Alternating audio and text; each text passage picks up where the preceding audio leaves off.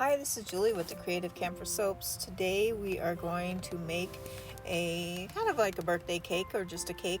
I want to use up some of my soap scraps that I get from beveling the edges of my soap, and incorporating them in a soap is a great way to use them.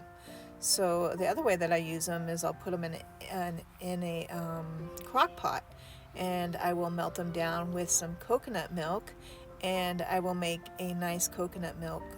I call them rebatch bars. I think that's probably what most soapers call them, is rebatch bars, when you take bits of soap that's already been made and you rebatch it into a new soap. But this time I'm going to use it in actual, as it is actually part of the design. Excuse me, a little tongue-tied there.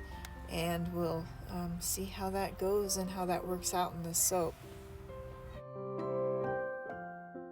I just added a combination of Chardonnay and juicy pear, and I've never used either one of these oils before, and it seems like they're behaving well. I'm not surprised with the juicy pear. I expect that is going to kind of slow down my trace, which will be a little challenging when I get into the soap a little more and I want to do a little bit of frosting on the top, but it's okay, we'll work around it.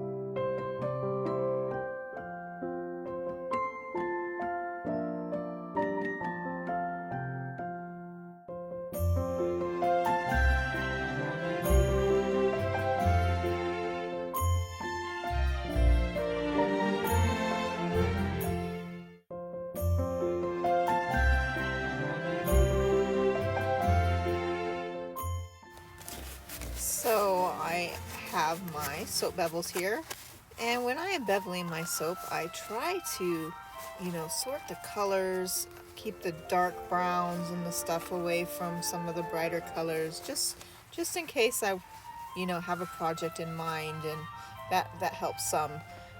So these should just look like regular funfetti sprinkles that you would see in a cake.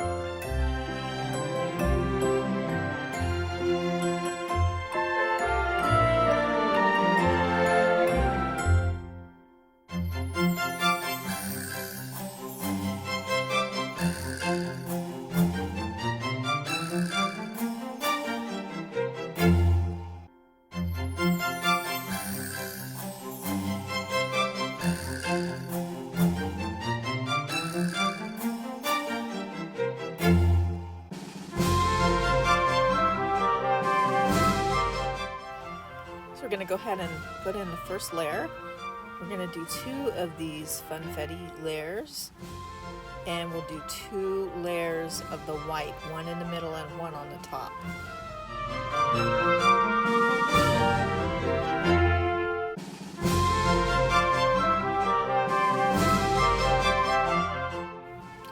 So I've waited a few minutes before I pour this white on the top, and just for the bottom layer to set up a little bit so that the white will try to rest on the top. And luckily it's still fluid enough because I'm going to need to spread this out a little bit.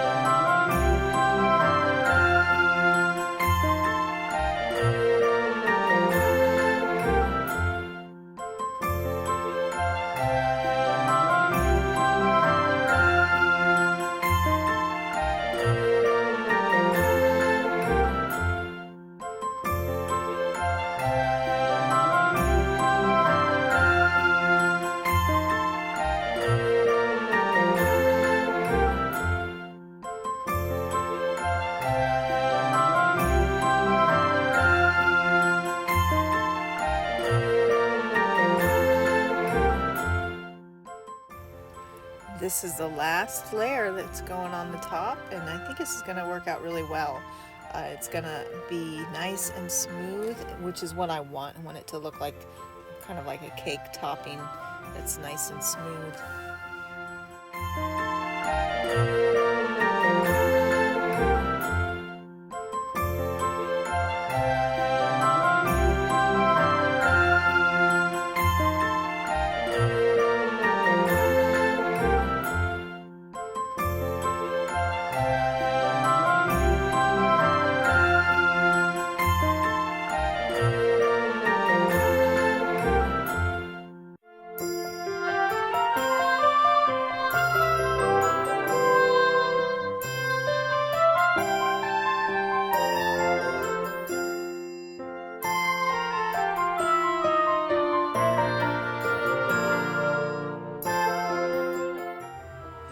So honestly, one of the most frustrating things for me when making soap is using these well-behaved fragrance oils that they're slow to set up, because if I'm gonna frost with them, that means I'm gonna be waiting for a while. You can see that this is still way too fluid to use, so I'm gonna have to let it sit here and I'm gonna have to come back to it. It's not the worst thing in the world, but you know, when you got 100 other things that you want to kind of get done and this is just sitting there waiting, it's a little challenging sometimes.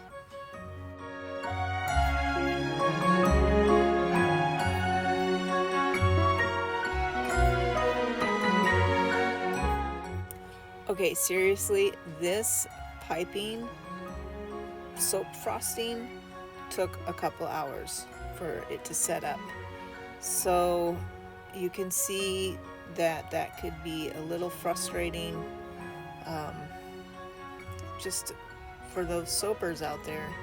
Know that juicy pear, and I don't know about Chardonnay, I'll have to try it on its own, but I'm pretty sure it's the juicy pear that is making this challenging to set up.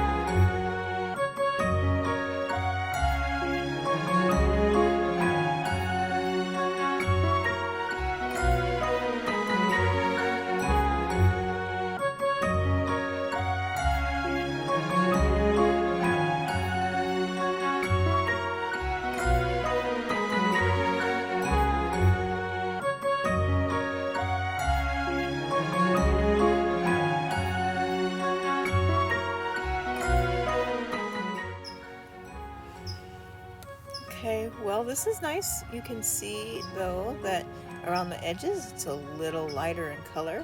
We'll see how that turns out after cure, but I think this is going to be a very nice bar of soap. Smells really good.